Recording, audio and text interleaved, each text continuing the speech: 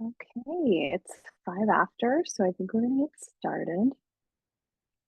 Thank you so much, everyone, for joining us today. It's a real pleasure to have you take some time out of your day to be with us in this really important conversation. There's some housekeeping as we're getting started here. We do have closed caption for those who need it, including in multiple languages. Just look for that CC button at the bottom of your screen. We also are recording this session, so if you're going to stick around, that's your consent to being recorded. Thank you for that. If you have questions, please use the Q&A function also at the bottom of your screen, and please be respectful. This is a respectful space. Thank you. If you have any technical issues, please feel free to reach out to Justin on Slack.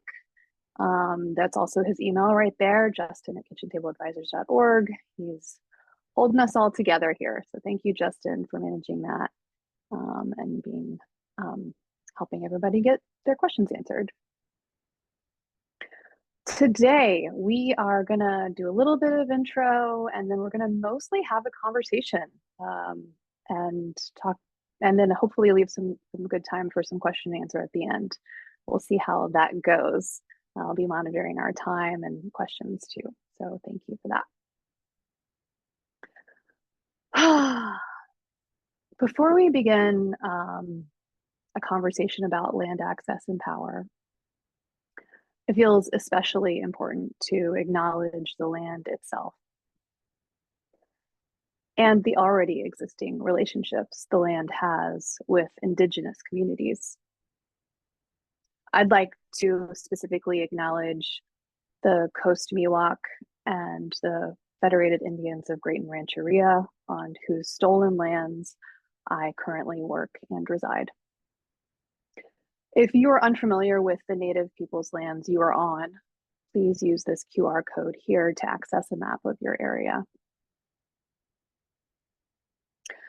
I also want to take a moment in gratitude to acknowledge farmers and ranchers and land stewards amongst us for the profound work that you and they do in nurturing and supporting life on this beautiful planet we share. Yeah. So I'm Paige Phinney. I'm one of our program directors at Kitchen Table Advisors. I support 2 of our regions, and I've been an advocate on behalf of small organic farmers professionally for over 20 years. And I'm just really grateful to hold space for this conversation today. We have some wonderful panelists here today too. David Mancera is here joining us. David is an agricultural business advisor with over 20 years in the industry. He has a wide range of expertise from compliance and finance and marketing in corporate agribusiness to boots on the ground guidance and support for startups, beginning and established farm and ranch businesses. And this year, David launched a new initiative called the Cultiva, a nonprofit organization whose mission is to support Latino regenerative farmers and ranchers in California to be able to buy land and access capital. We also have Nelson Hawkins. Nelson is a son, a brother, a father, a skateboarder, a farmer equity advocate, and chair of the California Agricultural Land Equity Task Force. He is also the founder of WeGrow Urban Farm in West Sacramento and a co-founder of Ujamaa Farmer Collective, serving as the agriculture project manager. Welcome, Nelson. And last but not least, we've got Thomas Nelson. Thomas joined KTA as a business advisor 9 years ago, and he has also served as a regional director. Recently, he transitioned to a new role as our director of ecosystem building at Kitchen Table Advisors, where he focuses on helping farmers to access land, capital, and markets. Thomas brings a wealth of experience from founding a farmer-owned food hub, collaborating with agricultural nonprofits, and living on a farm in Yolo County, all of which he leverages to better support the farming community. So thanks for joining us too, Thomas. Why are we here?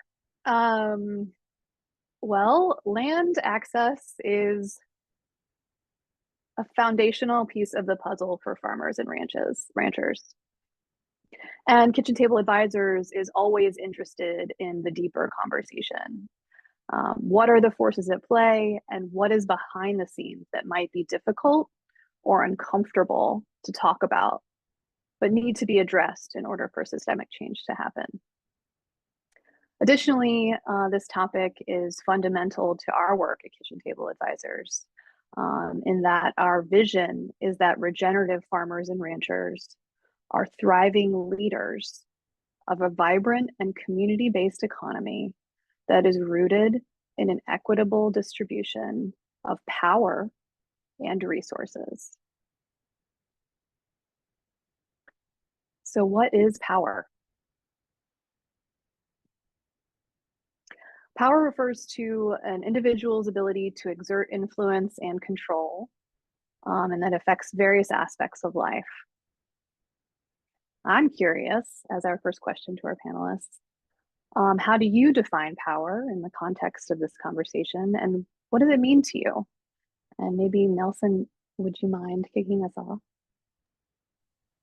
Absolutely, Paige. Thank you for the opportunity. And before I get into my definition, I want to acknowledge and express gratitude to the audience. You could be anywhere else in the world, especially online. Your attention could be anywhere else, but you chose to be here today.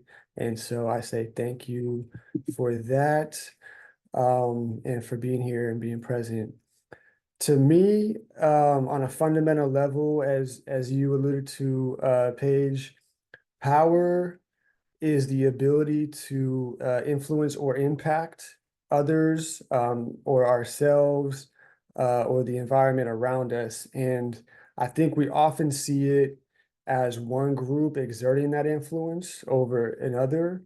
And I see it as really coming down to the ability to determine how decisions are made and who makes those decisions. As I see it, this manifests itself in both positive and negative outcomes, and it really comes down to controlling the things and who has control over the things that allow us to live. And that's deeply and directly connected to meeting our collective needs. And I identify a handful of different types of power. I feel like a lot of folks, when they hear um, the word power in this context, there is association with a use by force, or really abuse by force. And, you see that in military and political power. And of course, we're seeing that all over the world today and throughout history. And, somewhat tied to that also is the power of wealth, the power that money has the ability to truly influence outcomes. And, those that have a lot of money can buy almost any other type of power. Like, we live in a world where, money talks. So those that have a lot of money get heard loud and clear, and those that don't are basically voiceless. And that ties into what kind of more of the negative outcomes, or those do lead to negative outcomes when it comes to how power is distributed. But then some of the positive outcomes that I see is looking at the power in numbers. When a large group of folks come together and really mobilize around their political agenda or for a common goal, we see that the power in numbers leverage to positive outcomes for the benefit of those people that are pushing their own agenda for the common goal. I mean, it doesn't always work out that way, but you see it in the recent years with a lot of political protests and stuff that have really shifted policy and the outcomes of what's going on in society. Thinking about Um, the movement for police accountability and racial justice comes to mind when it comes to large groups of folks really pushing applying pressure to those that are in power that can make decisions. And then on an individual level, or maybe even like on an organizational level, in our works, on our daily activities, our reputation and our credibility really bolster up a lot of power. And then applying that definition to the topic of land access, land is life. Everything that we need to survive, from food, fiber, shelter, that all comes from the earth. And this reflects the fact that land represents economic, political, and social power. And, historically throughout the world, land and territory have been like the root of disputes and conflicts. And of course, we're seeing that again throughout the world today because they represent these forms of power. And when we're talking specific about farmers and ranchers, land is a means of production and allows us to produce the food, fiber, and other assets of value that meet the needs of people. And what I'm noticing is a lot of small farms are disappearing as land concentrates in the hands of fewer folks and entities, and those that have a lot of power and influence when it comes to money and wealth, and they're really just producing money and wealth and not necessarily directed their work at meeting the needs of the people. And at the end of the day, those that own the land call the shots in the system that we live in. We have different ideas and value systems as a people with, what is owning land and how do we really truly have sovereignty over the land. But in this system, those who own the land really have the power to make decisions and control how that land is used. So it's very important that we work collectively and work together to shift that power in the hands of those that are really, have a relationship with the land and are stewarding the land responsibly. Wow, that is beautiful. Thank you, Nelson. I think that ties into some other themes that we were talking about with David the other day. David, do you want to chime in?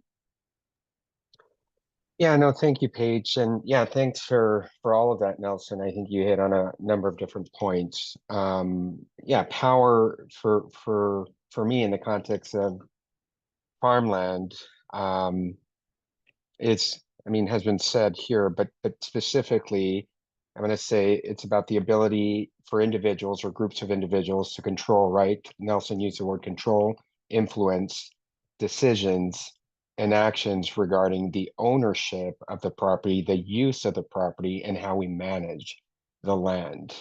And so yeah, there are different facets tied to power and land and farmland. And for me, what this means is that power can show up in different ways, depending on social, right, economic. You've mentioned all of those factors, Nelson, political and legal. And some of the pieces that I think about when I think about land access is that ownership and that control, right? I mean, having legal title and ownership really means that that person has direct power over that land. But you can also see control, right? You don't have to own it, you can lease it. And you see it here in the Salinas Valley, Pajaro Valley, very often. It's very, very typical to see big farming operations have 10-year leases, 15-year leases. And so they control large parcels of land, and that's power too. There's also the economic influence, as Nelson was referencing. I think that's big. And we'll go into examples here, but I want to go to the Rancho Corralitos project as one example, but we have many, many other examples of farmers that we've supported over the years that have bought land, and and we can see the difference, right, around that. But there's also kind of the social and cultural factors tied to land ownership and power, where there's power over land access. If you have that, then maybe you have stronger social status in your communities, right? People respect you, people value you just by that mere fact. And I think another, element of power that often, I mean, we don't think about it in this way, but I'm going to say it. It's environmental, right, and ecological power. When you own or you control land, I mean, you have the capacity to manage it in a way that aligns, right, with your values. You can take care of that resource. You can take care of that water, right, the biodiversity, which then leads to more productive land.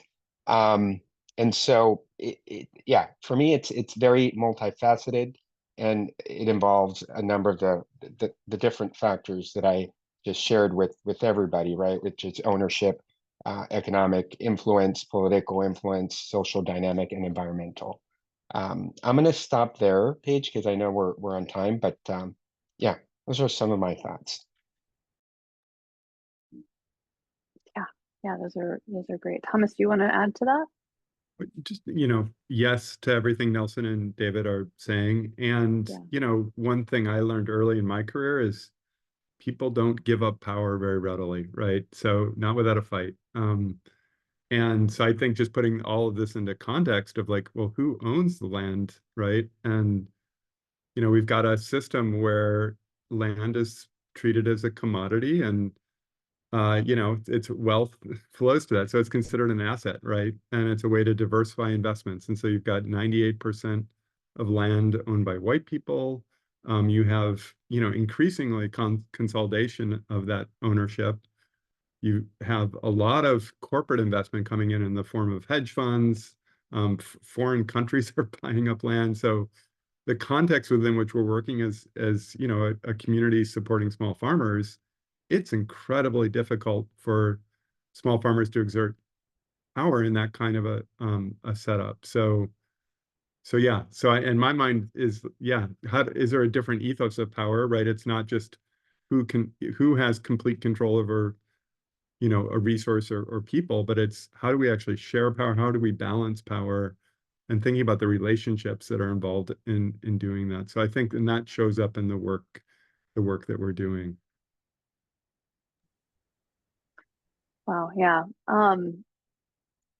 Well, which tees up a great question of, how do you see the power dynamics for small scale farmers and ranchers in your community? Like, how do you see them playing out for small scale farmers and ranchers? Because it's right, we're talking about who has power and who, I mean, we kind of really would like to have power, more power. And yeah, maybe you could share. So this is a question for all of you.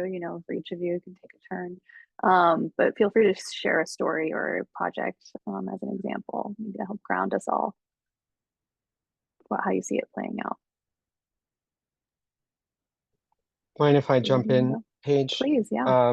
Yeah, so no, I think that's a very good question. And I'll share about, the region that I'm based in, which is the Salinas Valley, very well known as the salad bowl of the world, right? The county that I live in produces roughly about 55% of the broccoli that's consumed in the whole country. Strawberries in California, about 90% of the country's production. Half of that is produced in this region that I'm based out of. And so it's a very, very important production region. And what we find here is that land ownership in this area is very concentrated. I think two handful of families own most of the land, both in the Salinas Valley and the Bajaro Valley.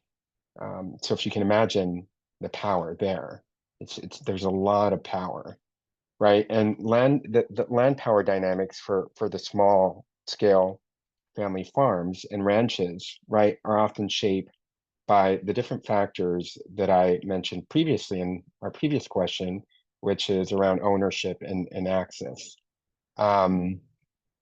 which involves, right, land tenure and insecurity, or land tenure and security, I'm sorry, and how that impacts or how that limits these farmers' ability to invest over long term, right? Improving their land. And the project that comes to mind is Rancho Corralitos, which is a recent project that was purchased with the intent or with the plan to transfer it to Latino farmers at affordable prices here in the community. And we were able to do that because we have a strong community of supporters. We brought in a stack of integrated capital that provided low cost to no cost capital to make it accessible. Of course, there were other types of financial resources that came into that stack that just made it work. We're still kind of going in that through that process. But I mean, with that example, Paige and community who's with us, I mean, I think a lot about the economic power that a project that Rancho Corralitos has afforded us. We were able, right, with this capital to buy this land and now work with this land and the community of farmers that we're supporting within the context and constraints that these farmers are having to navigate.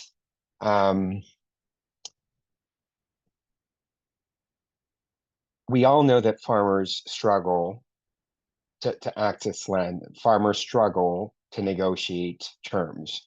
And through this project, those challenges are, I don't want to say they're non-existent, but they're more manageable because we have a friendly landowner whose interest is the farmers, right? We're centering the farmers in this project.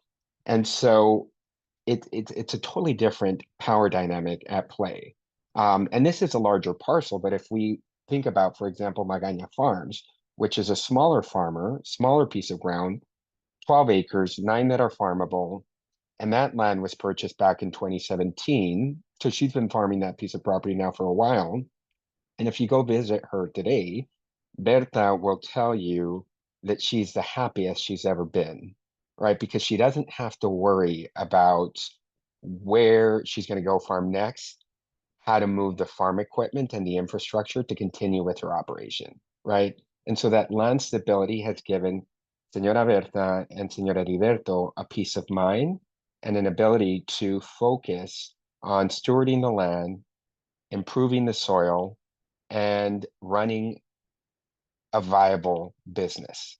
And so it just makes a difference. And so those are two examples of how it shows up in our community when we are able to support farmers with land purchase or access to land, but we're still having to navigate that power dynamic and that concentration of land ownership. So it's there.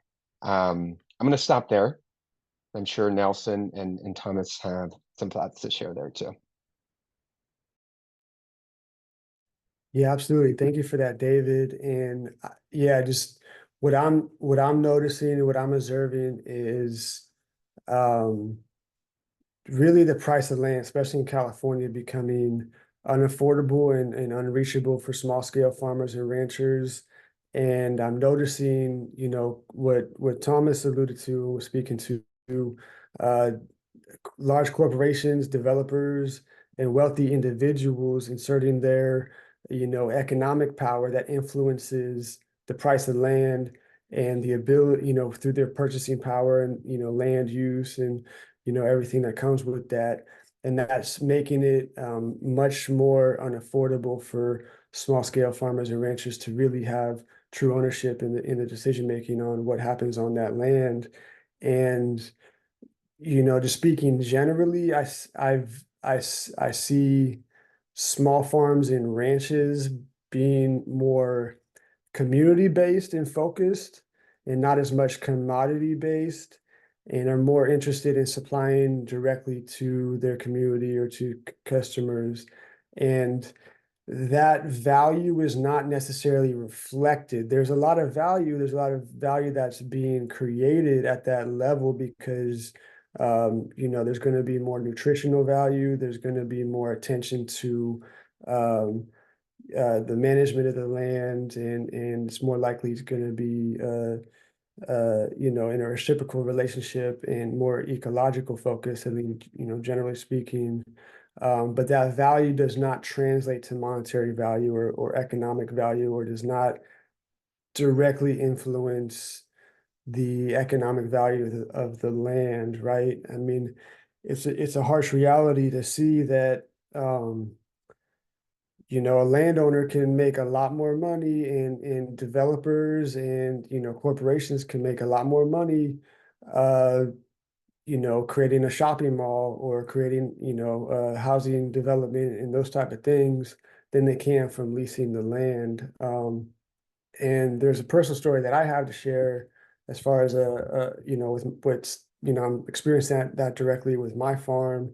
I gained access to land through a beginning farmer training program in Yolo County, specifically in you know, what we call West Sacramento. And that's how we were able to get started. We weren't able to afford land or, you know, lease. And, you know, I was trying to build up some capital to be able to get started. And luckily that, you know, that opportunity presented itself. And we were able to commit to our values of food access in a community that does not, you know, have a lot of resources when it comes to food access and fresh fruits and vegetables. And so um, the land there is owned by the local housing development corporation, and over the last, you know, couple years, they informed us that they plan to expand their housing onto the land that we've been, you know, cultivating and building up the soil and over the last 6 or 7 years. And you know, that really reflects that who owns the land calls the shots. And really, you know, we don't really have any say so in that, right? I mean, we can do our best to convince them to change their plans or to gather some political support, but at the end of the day, you know, they control the decision over what's going to be the inevitable outcome of that land. You know, with the economy right now, they haven't got the funding that they need to initiate their development plans or even to implement those. So they've, you know, we've been in a relationship to continue. But I just want to hammer to the point of, like, whoever owns the land calls the shots. Despite the value that we create, or despite the value that is seen and expressed and felt in the community, right there in West Sacramento. And that experience motivated me to be more involved and engaged with the political process and advocacy, because this experience is not unique to me, right? This is happening all over the place in both urban and rural areas, as, you know, prime farmland gets developed and is really being sold at like development prices that are, again, unattainable for most small scale farmers. And this sparked our advocacy to create the Ujamaa Farmer Collective. And we built on a collective vision to provide programs for land access and secure land tenure, as well as housing and farm worker training programs. And during our advocacy phase, we worked with a group of advocates throughout California and really presented the case to get the funding that we needed to acquire land and then really implement our vision. And we did so through submitting a district request through Assemblymember Aguiar Curry's office and influencing her team to see value in the vision, the concept that we were developing. And she authored the Farmer Equity Act. So she's already coming from, you know, the understanding of the challenges and the needs of BIPOC farmers and historically underserved farmers. So we didn't have to convince. So I bring that up because it reflects the power and the you know, how we had to navigate the political process to successfully secure the funding, right? And in doing so, to get the time of the day, you know, a lot of elected officials often have their staff, talk to folks, but she showed up and she was really interested in pushing our vision and securing the funding for us, because she had to take that to the assembly committee and then convince them to approve the funding for our land acquisition. And I could talk and elaborate on the political process, and just as an example, like outside of our control, like we got to that point, and then she was involved in trying to oust or replace the Speaker of the Assembly, and the Speaker of the Assembly has a lot of power and influence on how the Assembly budget committees and what gets what requests gets funded. And because of that involvement, the Speaker did not honor any of her requests, which included ours. We would have received the funding directly. So I bring that up because there's different levels of power. Like there's the grassroots level that we were operating on and building upon, and then the other level of convincing these elected officials to see value in that and to really push for us to receive the funding. And she responded by working with Senator Bill Dodd and then putting another request in. But yeah, back to the grassroots level, partnering and aligning with local organizations that already have political clout and have that reputation that I brought up earlier, increased our credibility and really gave us some type of leverage to convince Aguiar Curry to submit our request. And then there's a challenge, I could we could probably do a whole documentary on that process in itself, but that was the advocacy phase. And then when it came to the land acquisition phase, there was a lot that we had to learn. And, again, all the organizations and our partners really helped us get across the finish line on understanding what comes with the real estate market and navigating all of the nuances. Because once after securing the state funds and they started to flow from the state to the State Parks and Rec Department and then to Yolo County, we learned that there's a lot of restrictions on what they would allow us to use the funding for. So when we talk about owning land collectively in the context of the system that we live in, you really have to have an entity to acquire the land. And so once we had our nonprofit entity, and even while we're waiting for the funds, we were looking for different properties in Yolo County that would be suitable to meet our needs. And but once we identified the property that would meet our needs and we started to initiate the process, the county had the power to have the say-so on how those funds would be used. We had the assumption that we would receive the funding directly and that we would be able to have the power of decision-making on how we could execute those funds, but the county would not allow us to receive the funds and made it so that the funds went directly into the title company during escrow. Now, these are things that we didn't know at the time, and we learned along the process once we were ready to, initiate the purchase. And because of that, when you as far as like a traditional real estate market, you need to put in a certain percentage of the purchase price to cover the initial deposit. But because that money was locked up and we didn't have the power to access or use it, and it was already awarded to us, right? It was our money, our funds specific for land acquisition, but they had to go directly into escrow. And so I give a lot of respect and thanks and want to uplift the People's Land Fund because they provided the funds for us to cover that initial deposit, as well as cover the cost of our due diligence, things that, we didn't know at the time that, we're just trying to get land, and there's so much more that comes with it than just the land acquisition and just the land itself. Talking about infrastructure for irrigation, how are we gonna meet the needs of our farmers without that?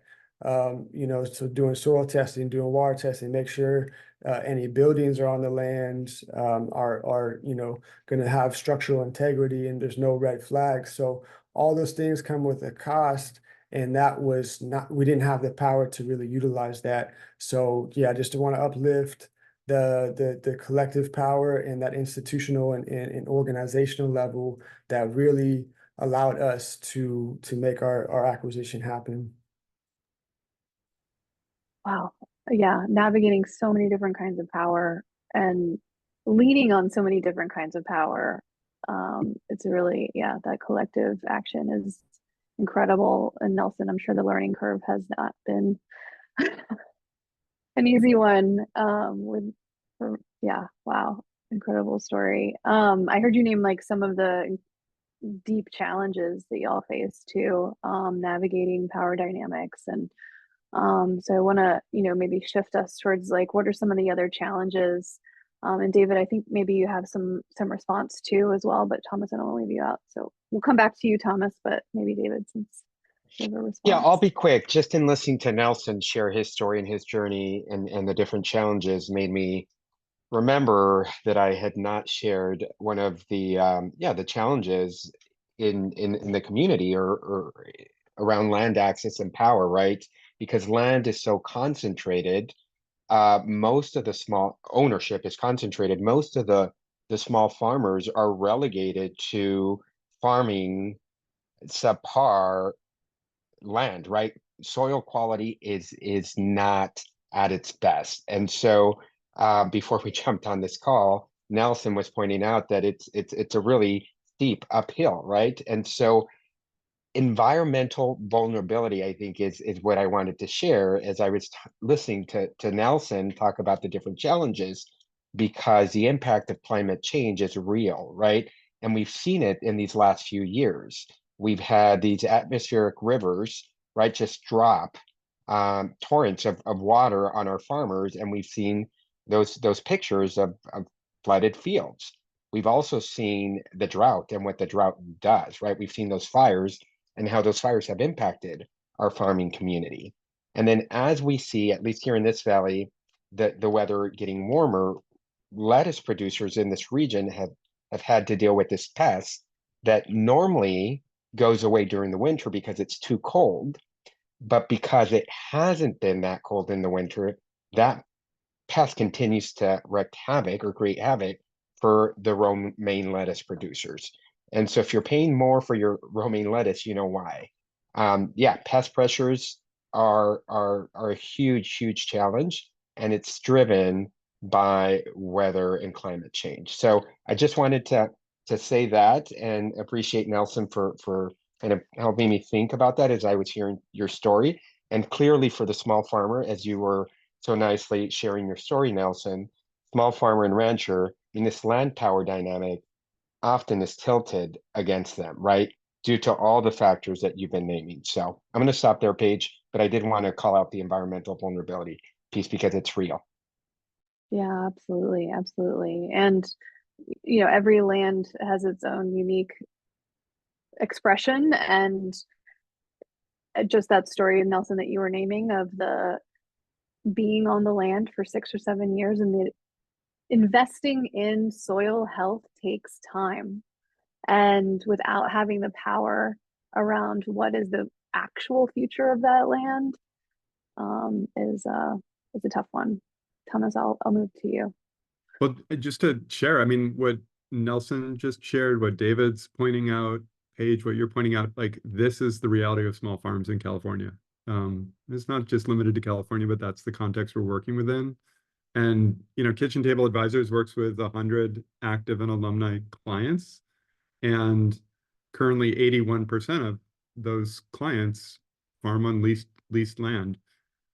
Of the 19, that own land, 15 of the 19, we supported those farmers to actually purchase land. So just to say, like, this is the reality of most small farmers, is they're on unstable, and to David's point earlier, sure, you can have a good lease, a good long-term lease, takes time to work toward that. And so really the context is more what Nelson was sharing, of like being in a situation where the landlord can call the shots. And if, when they want you to move off the land, they're in a position to do that. I was a business advisor with KTA, and a number of the clients here in Yolo County ended up leaving the business altogether, because they weren't able to find the right land situation. So it's like a existential threat to the viability of small farms, just to, really put it bluntly. And to the point about marginal land, that's the land that is most available to farm. So we have farmers, even though they've purchased land, the land that they were able to afford, it floods, seasonally, which is a huge hit to the farm. I had one farm that left Yolo County to move up north because that's where land was affordable, and they found a great piece of property, but they're now 3-4 hours away from the markets that they had cultivated over 6-7 years. So yeah, it's very real. And I think, small farmers, that's one of the big things that keeps them up at night, is what their land situation is.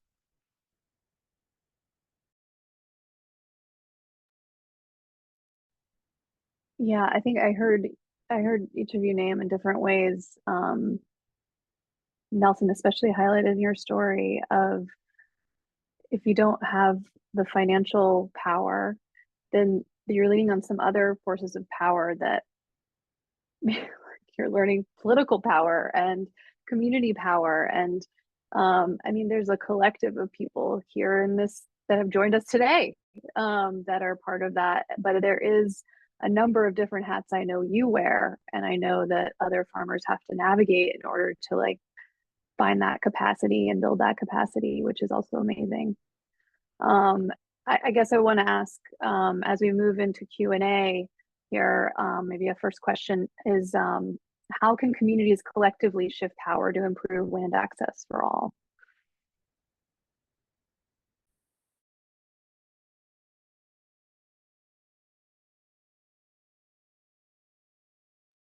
Maybe any examples? I know there's been a couple here.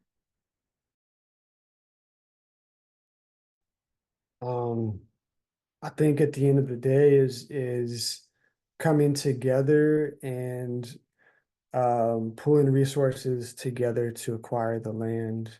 In our situation, we're not only meeting the needs and addressing the gaps that, my farm and Nathaniel's farm and Keith's farm, specifically as organizers of Ujamaa Farmer Collective, in addressing what we need.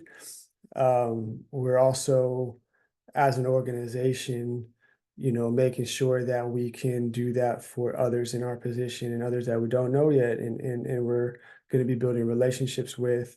But I think having a cooperative model is a way that you can really pull those resources together and everybody chips in, because rising tides lift all boats. So if we can all contribute, whether it's getting seeds, whether it's getting land, whether it's getting some equipment, it makes it that much more affordable, and garnishing that collective power for us, and that entity can be structured differently. For us, we had to be a nonprofit organization to receive the funding, and that was the way that we had to that was how we got to move forward with our land acquisition. And we're learning that there's a lot of limitations to, how that is structured. So if folks can collectively come together, whether they form their own entity as a co-op or come together as multiple LSEs and form a cooperative structure that way, I think that's where you're going to have more power in your hands, and you can actually build that equity and build that wealth collectively, which is not necessarily the case in our situation. I mean, another great model to uplift is just, so there's kind of like the world as it exists right now, right? Which is like it's a buyer seller market, and you sort of try and get in, and as Nelson shared, that's a tough one to navigate for small farms.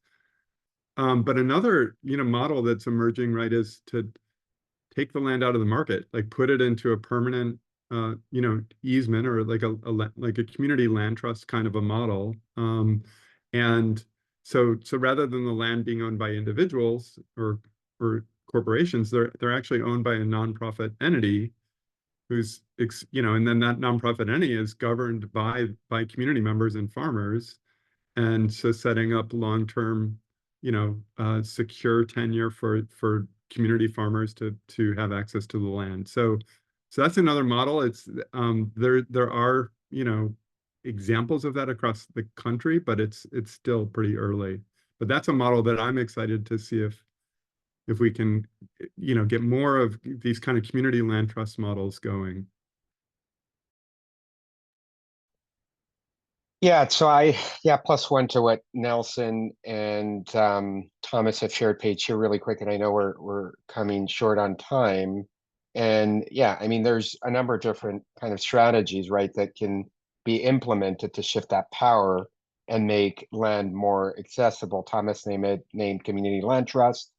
Nelson's talking about cooperative land ownership. And when I heard him say that, I think that can look a little bit different depending on the entity structure or vehicle that you want to use. Again, thinking of Rancho Corralitos, where it's currently an LLC, and we're looking at potentially keeping it there, and farmers are just members, for example. But you also talked about policy kind of advocacy, right? And I think that's a big one that I don't think many people think about. Nelson, and your story and your example, I think is a great one. And then kind of in line with the work that we're doing is access to capital, right? Which was done through, for example, People's Land Fund. We do it with other partners like California Farm Link, American Ag Credit, right? And continuing to provide that TA support that we've done. And I think the other piece is just creating public awareness and education. Paige, I think that one's super, super important to create this shift that we're looking to develop. Most of us are so disconnected from land and from where our food comes from that it's just kind of out of sight, out of mind. And I think the other piece that I think a lot about, given the context and geography that I'm in, I think about partnerships with larger landowners, right? And how can we partner with them in support of our small to medium-sized producers? People who have been stewarding the land can pass on some of that knowledge as folks are aging. And so again, kind of combining everything that Thomas, Nelson, and I am sharing, I think we can invite the community to help create a more equitable, right, and sustainable system of land access that's going to benefit the very farmers we care and ranchers that we care for, and build a different type of food system, and create livelihoods in the rural communities that we're operating too. So anyways, I'll stop there. I know time's a thing. But yeah, thanks for the opportunity. No, this is great. There's seeing some questions we're not going to get to, unfortunately, but there is one that seems like maybe this would be a good group to ask. What's a reasonable size acreage for a farm that we're talking about? If somebody is thinking about what's the right size here? I mean, I'll just jump in. I mean, it's going to depend on what the farm is, but I think this is one of the challenges we have, is that there's, particularly in the agricultural communities, there's zoning laws, right, that have a minimum size parcel. And so finding small parcels, I mean, I worked with a number of farmers that have made a great viable business out of very small acreage, like 1 to 2 acres. I think more commonly you see 5 to 10 to 20, but you've got these 40-acre sort of minimum sizes that you have to contend with. So it's the market for those small parcels is virtually non-existent. So that's another key factor here. Paige, just really quick, just to give our audience maybe some tangible numbers here. I think that everything that Thomas said resonates with me. In our county, general plan has it, you can't have parcels less than 40 acres, for example. But just from a farming and operation and scale, at least in this region, I would say the sweet spot is anywhere between 10 to 20 acres. And I'm thinking about livelihood and cost of living, right? And I tend to use kind of the average of what our farmers are doing in terms of like number of crops, markets that they're hitting, because not all their markets are premium priced, right? Some are very kind of wholesale priced. And so when you average all of that, you're looking at a gross revenue per acre of roughly about 35,000. If you're a farmer that's farming 10 acres, you're looking at $350,000. And so when you do the math, a farmer at 10 acres is probably taking home roughly profits 20%, right? And if the family is most of the labor, then half of the operating cost, a big chunk of that is going to go to the family. So you can get them close to $100,000 if you're producing at that range. And for a family of 3 or 4 in the Salinas Valley, that's not too bad. But again, you're going to have to continue borrowing capital to working capital to continue operating the farm.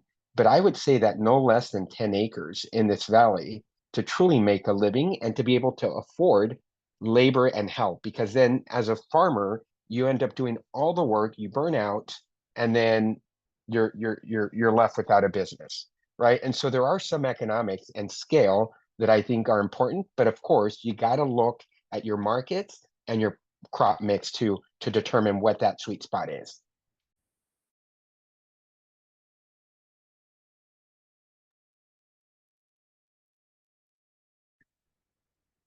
So many good questions in the audience. In 1 minute, can you explain how Rancho Corralitos was funded and how can it be replicated in urban areas? Or where can they turn to for more information? Yeah, that's a challenge. So 1 minute. So so it was funded through a stack of integrated capital. We had an assortment of investors and supporters. The seller was friendly. The land didn't hit the market, which made it a little bit easier. We were given a set price. We didn't have to compete on price. And so we were working with a set price. And I would say that the mix was a combination of conservation easement funding. We got some grant funding, we got some equity funding, and then we also got some low cost and no cost capital. And so it's that stack that created the magic and the friendly seller along with the partners, Dirt Capital, People's Land Fund, Kitchen Table Advisors, Manzanita, Capital Collective, and the Cultiva. So it was a mix of folks who made it happen. And of course, the people on the ground and the resources we had to make it happen with the due diligence process. How did I do? It was amazing. It was amazing. Thank you. You get a gold star. Nothing but net. So wow, you guys. Unfortunately, we're gonna have to leave it there. This is just the tip of the iceberg. Just thank you so much to each of you for just the breadth and depth of the work you do in this arena. And it is just an honor and privilege to work alongside and with each of you. And that goes to everyone who is here with us today, including those partners that you named, David, some of whom are not here with us. And there's just so many more folks that are part of this conversation, both locally and, you know, across the country, across the globe. We thought we'd show an overwhelming list of some of them here, which is also just not even representative of all the amazing work that's being done in this arena. And the capacity that these individuals inside these organizations are helping to grow to create some collective power to shift land access into the hands of folks who really want to steward land in a good way.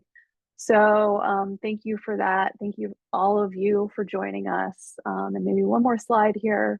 We also have opportunities for folks to let's continue this conversation.